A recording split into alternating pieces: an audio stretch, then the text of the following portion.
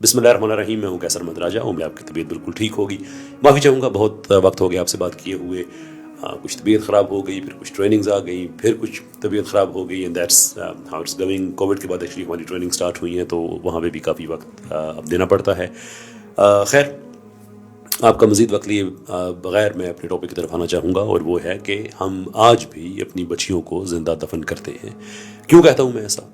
बहसीत life coach के हर रोज़ मुझे बहुत सी कॉल्स और मैसेजेस मिलते हैं। कॉल्स मैं सुनता हूँ, मैसेजेस पढ़ता हूँ, वॉइस नोट्स होते हैं एंड सो फोर्थ।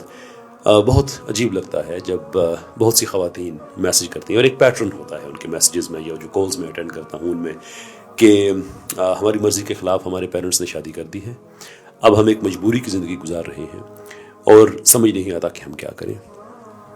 नाउ, ये बजाते खुद भी एक बुरी बात है, लेकिन ट्रस्ट में सिर्फ यही बात नहीं है जो मैं आपसे करना चाह रहा हूँ। सिचुएशन इससे बहुत ज़्यादा ख़राब है।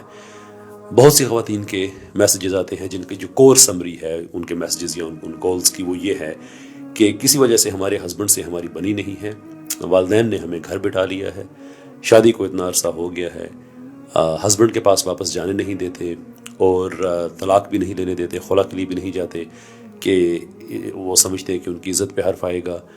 तो हम अब क्या करें? Now this is what I mean by कि हम अपनी बच्चियों को ज़िंदा दफन करते हैं। क्योंकि होता क्या है? होता ये है कि हम अपनी बच्चियों को विरासत में हिस्सा नहीं देते, जो कि शरई तौर पे उनका हक है, वो हम उनसे ले लेते हैं। उसके बाद किसी ऐसे आदमी से शादी कर देते हैं, आम तौर पे जिससे उसकी शादी करने की मर्जी नहीं होती, और उसके बाद फिर उस अपनी बच्ची को हम फोर्स कर रहे होते हैं प्रैक्टिकली कि अब उसके साथ वो रहे, जैसे तैसे वो रहे। वो किस जहन से रह रही होती है कि अगर मैं यहाँ पे ना रहूँ, मैं वापस चली जाऊँ, तो मेरे पास ऑप्शंस क्या हैं?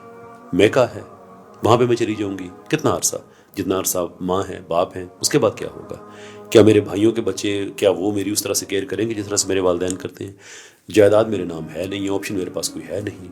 And this is how we bury our daughters alive. इस तरह से हम अपने बच्चियों को जिंदा दफन कर रहे होते हैं। या अगर किसी के हस्बैंड से नहीं बनी, वो अपने घर में बैठी हुई है, उसकी बायोलॉजिकल नीड्स है, why don't we understand this? वो अपनी ज़िंदगी को दोबारा से आबाद करना चाहती है, आप उसे अपने घर में भी रखा हुआ है, विरासत में भी हिस्सा नहीं है, अपने हस्बैंड के पास जा भी नहीं सकती, नई ज़िंदगी आबाद भी नहीं कर सकती, और वो कॉन्स्टेंटली आपकी इज्जत पे फिर कुर्बान हो रही है और ये सोच रही है कि जब मेरे वालिदैन इस दुनिया से गुजर गए तो फिर मेरा क्या बनेगा, मैं कहाँ जाऊँगी, मेरे पास कोई फाइनेंशियल फ्रीडम नहीं है, क्योंकि तो हम बच्चियों को देते ही नहीं है। हालांकि जो इस्लाम मैंने पढ़ा है वहाँ पे कमज़ोर औरत का कोई तस्वर ही नहीं है सिरे से, एब्सोल्युटली नॉट। ये हमारे अपने कल्चरल मिक्सचर किया हुआ, जिसके बारे में मैं कहता हूँ कि कल्चर के फ्रेम में हमने दीन की तस्वीर फिट करने की कोशिश की और वो कहीं फिट होती है कहीं नहीं होती।